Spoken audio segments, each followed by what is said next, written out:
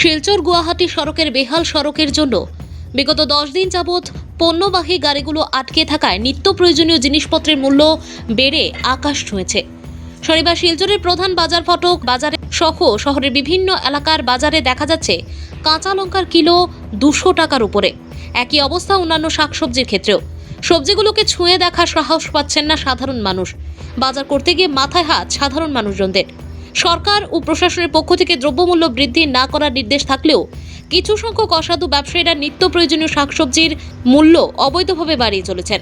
অন্যদিকে মেঘালয়ের সড়কে নরক যন্ত্রণায় আজ 10 দিন হাজার হাজার পণ্য বোঝাই লরি আটকে রয়েছে রাস্তায়। মেঘালয়ের স্থানে স্থানে নেমেছে ধস, ফলে অনিশ্চয়তায় দিন গুনছে বরাক সহ মিজোরাম, ত্রিপুরা ও মণিপুর রাজ্য।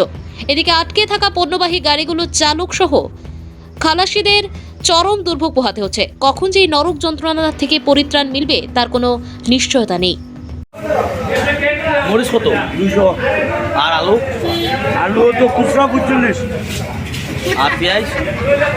পেঁয়াজ 50 টাকা বেচাম, পাইকারি 40 টাকা। আর আপনার আদার যেগুলো সামগ্রী আছে সেগুলোর দাম কত? তা তো যে যতটা পারে অত যে ব্যস্ত আছে, কেউ ব্যস্ত আছে 60, কেউ ব্যস্ত আছে 80, এরকম। মানে যে যেরকম খুশি।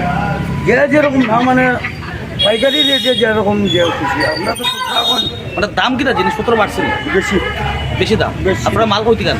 আমরা তো পাইকারি দিই মানে গাড়ি ঘোড়া বন্ধ থাকা ফাটা বাজারের রেট বেশি না? নয়, বেশি ফাটা বাজার থেকে বেশি দিয়ে কিনে আনুন আপনারা। হয়।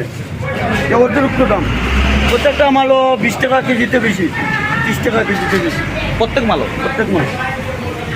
বেগুন পাইকারি আনতে লাগে 55, 50, আর বেচতে লাগে 70 টাকা। শশা কেজি কত? শশা শসা পাইকারি 50 টাকা আছে, আপনারা কত বছর? আমরা 60 টাকা।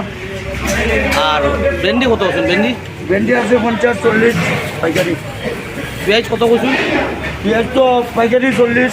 আর বেশি রসুন? আমরা রসুন 50। রসুন রসুন আছে 220 টাকা পাইকারি। আর আদা কত? আমরা বেশি, হ্যাঁ, আদা আদা 150 টাকা কেজি। কেজি পাইকারি। মানে সবচেয়ে দাম বেশি কি দাম মরিচের নি?